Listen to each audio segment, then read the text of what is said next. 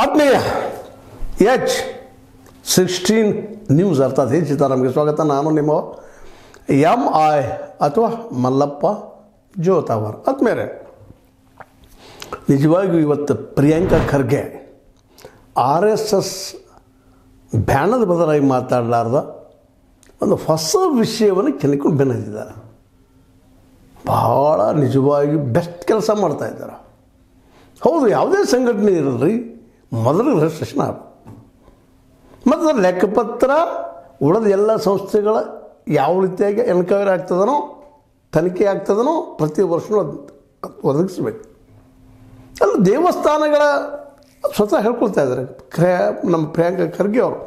ದೇವಸ್ಥಾನಗಳ ಲೆಕ್ಕಪತ್ರ ಕೇಳೋ ಮುಂದೆ ಇವ್ರ ಬಗ್ಗೆ ಯಾಕೆ ಕೇಳಬಾರ್ದು? ಇಲ್ಲಿವರೆಗೆ ಮಾಡಿದ ತಪ್ಪು ಇದೆ ಅನ್ನುವಂಥ ಮೂರು ತಪ್ಪನ್ನು ಇವತ್ತು ತಿದ್ದುಕೊಳ್ಳುವಂಥ ಪ್ರಯತ್ನವನ್ನು ನಮ್ಮ ಮಲ್ಲಿಕಾರ್ಜುನ ಖರ್ಗೆ ಅವರ ಮಗ ಪ್ರಿಯಾಂಕಾ ಖರ್ಗೆ ಮಾಡ್ತಾ ಇದ್ದಾರೆ.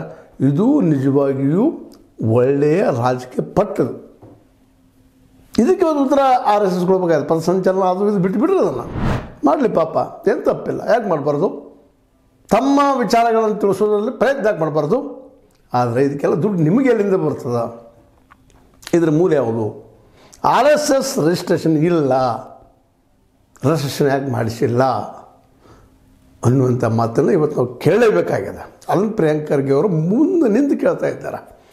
ಯಾಕಂದರೆ ನಾವು ಮಲ್ಲಿಕಾರ್ಜುನ ಖರ್ಗೆ ಅವ್ರ ಬಗ್ಗೆ ಒಂದಷ್ಟು ಟೀಕೆ ಟಿಪ್ಪಣಿ ಮಾಡ್ತಾ ಇರ್ತೀವಿ. ವಿಶೇಷವಾಗಿ ಯಾವುದೇ ಪತ್ರಿಕಾಲಯಕ್ಕೆ ಹೋದ್ರೂ ಗೊತ್ತಾಗುವಂಥ ವಿಷಯ. ವಿಮರ್ಶೆ